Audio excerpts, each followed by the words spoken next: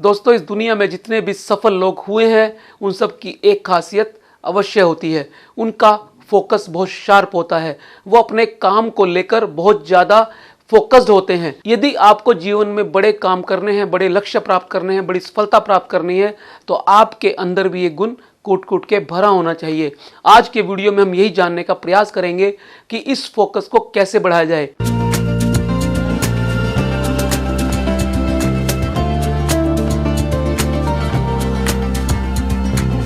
दोस्तों, आज के लेसन्स हमने जिस किताब से लिए हैं उस किताब का नाम है मास्टरिंग योर फोकस। इस किताब से हम जानेंगे वो 7 शानदार लेसन जो हमारे फोकस को बढ़ा देंगे और हमें बड़ी सफलता की ओर अग्रसर करने में हमारी सहायता करेंगे। पहला lesson, understanding the power of focus. दोस्तों, पहले समझते हैं फोकस क्या है। फोकस वो होता है जो आपकी चेतना को, आपकी अटेंशन को किसी पर्टिकुलर काम पर लगातार और बहुत देर तक बनाए रखता है। यदि आप बार बार डिस्ट्रैक्ट होते हैं, अपने काम से हटते हैं, तो आपका फोकस एक जगह न रहने के कारण आपका दिमाग तेजी से काम नहीं कर पाता, एफिशिएंटली काम नहीं कर पाता और अपने काम में आप पीछे रह जाते हैं। दोस्तों, आपको लेज़र और ऑर्डिनरी लाइट के बारे में पता होगा। लेज़र का फोकस बहुत ज़्यादा शार्प होता है। लेज़र किसी भी चीज़ को काट सकती है क्योंकि वो पूरी शक्ति के साथ उसी जगह पर एकत्रित होती है, एकाग्र होती है जिस पर उसे काम करना होता है। और ऑर्डिनरी लाइट अपने सोर्स से चलने के बाद थोड़ी देर में जाकर फैल जाती है, डिस्ट्रैक्ट हो जाती है, इसलिए वो बड़े काम को अंजाम नहीं दे पाती। यदि आपका फोकस लेज़र की तरह से हो जाए, यदि आपका फोकस एकत्रित होना सीख जाए, तो आप भी बड़े बड़े काम को अंजाम दे सकते हैं। जब आप फोकस्ड हो जाते हैं तो आपकी सीखने की कैपेसिटी बढ़ जाती है और यही सीखने की कैपेसिटी आपको आगे ले जाने में सक्षम बनाती है। दोस्तों, दूसरा लेसन है आइडेंटिफाई योर डिस्ट्रैक्शन।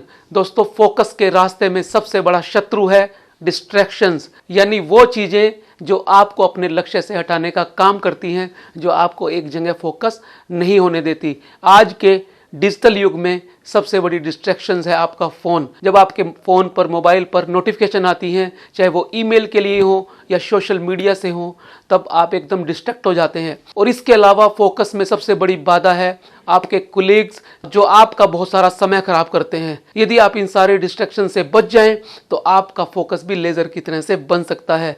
और जिस दिन आपने ये सारी डिस्ट्रैक्शन हटा दी और जिस दिन आपने समझ लिया कि आपके रास्ते में ये सारी डिस्ट्रैक्शंस हैं, ये आपको आगे बढ़ने से रोकती हैं, तब आप इन पे काम करना शुरू कर देंगे और धीरे धीरे आपके जीवन से कम होती जाएंगी। और जैसे जैसे ये कम होती जाएंगी, आपका फोकस भी लेज़र की तरह से शार्प होता जाएगा। तीसरा lesson, create a distraction free environment.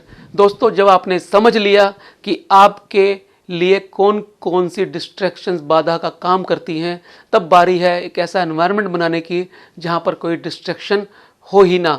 यानी आपको अपने फ़ोन की सारी नोटिफिकेशन बंद करनी है। और यदि आप कोई ऐसा काम कर रहे हैं जिसमें किसी भी तरह की डिस्ट्रैक्शन की गुंजाइश नहीं है, उस समय के लिए आपको अपने फ़ोन को साइलेंट कर देना है। और दूसरा, उन सभी लोगों से बचने का काम करना है जो आपके काम में बाधा डालते हैं, चाहे फिर आपको उनसे मिलने के लिए मना ही क्यों ना करना पड़े, यदि वो आपके काम के दौरान आते हैं।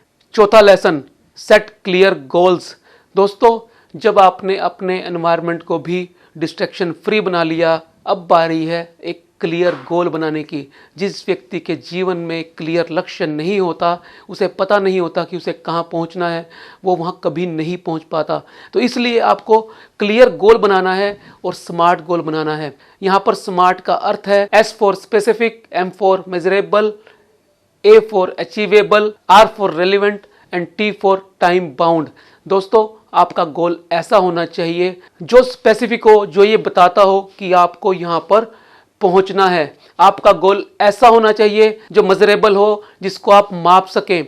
आपका गोल ऐसा होना चाहिए जो अचीवेबल हो, आपकी हद में हो। ऐसा ना हो जिस तक आप कभी पहुँच ना पाएँ, यानी आपकी क्षमता उसे प्राप्त करने की ना हो। आपका गोल रेलिवेंट हो। रेलिवेंट का अर्थ ये है जो आपके काम से जुड़ा हो, आपके काम के साथ तारतम्य दिखाता हो। और आपका गोल टाइम बाउंड हो। आपको एक समय निश्चित करना है कि आप इस समय तक इस गोल को प्राप्त कर लेंगे। इस तरह से आपका गोल स्मार्ट होना चाहिए। पांचवा लेसन, प्रैक्टिस माइंडफुलनेस। दोस्तों, माइंडफुलनेस वो टेक्निक है जो आपको प्रेसाइज होना सिखाती है, जो आपको प्रेजेंट में रहना सिखाती है, जो आपको फोकस्ड होना सिखाती है। दोस्तों, जब आप माइंडफुलनेस वाले भाव में होते हैं तब चीज़ें आपको परेशान नहीं करती, हर चीज़ को आप एक्सेप्ट करते हैं, आप अपने विचारों और भावनाओं के प्रति जागरूक होने का प्रयास करते हैं और धीरे धीरे ये शक्ति बढ़ती चली जाती है। जितनी आपकी प्रेजेंट में रहने की शक्ति बढ़ती है, जितने आप माइंडफुल होते हैं, उतने ही आप फोकस होते चले जाते हैं। छठा लेसन, टेक ब्रेक्स। दोस्तों, काम के दौरान बीच बीच में आपके दिमाग को आदत होती है आराम की, क्योंकि आराम के समय में दिमाग कैलिब्रेट करना सीखता है, कैलिब्रेट करता है। दोस्तों, यदि आप लगातार अपने दिमाग से काम लेते रहेंगे और उसको रेस्ट नहीं देंगे तो ये कभी चार्ज नहीं होगा, और जब ये थका होगा तो पूरी एफिशिएंसी के साथ काम नहीं कर पाएगा। इसीलिए आपको बीच बीच में थोड़े से रेस्ट की भी आवश्यकता होती है, ताकि आपका दिमाग कैलिब्रेट हो सके, और ये कैलिब्रेशन आपके फोकस को और ज़्यादा बढ़ा देगा। और सातवां लेसन है रिवार्ड योर सेल्फ। दोस्तों, जब आप अपने लक्ष्य के नज़दीक पहुंचते हैं, जिस लक्ष्य को आपने छोटे छोटे टुकड़ों में बांटा है, उसका एक हिस्सा पूरे होने पर अपने आप को शाबाशी भी दीजिए। जब आप दिमाग को रिवार्ड देते हैं, उसकी तारीफ करते हैं, अपने किए हुए काम को अप्रिशिएट करते हैं, तब आपका दिमाग अनुभव करता है कि आप प्रेज करते हैं उस चीज की जो आपको आगे बढ़ने में प्रेरित करती है। और दोस्तों, इससे आपको और ज्यादा मोटिवेशन मिलती है, इंस्पिरेशन मिलती है, आपका दिमाग और ज्यादा एफिशिएंसी से काम करना सीखता है, क्योंकि आपका दिमाग हमेशा प्रेज चाहता है, तारीफ चाहता है। इसलिए जब भी आप किसी छोटे लक्ष्य को भी प्राप्त करते हैं तो उसे रिवार्ड देना ना भूलें। तो दोस्तों, ये थे वो 7 शानदार लेसन जो ये मास्टरिंग योर फोकस किताब हमें सिखाती है। मैं उम्मीद करता हूँ इस किताब से आप अपने जीवन का फोकस बढ़ा पाएंगे और सफलता की ओर एक नया कदम उठा पाएंगे। धन्यवाद। जय भारत, जय हिंद।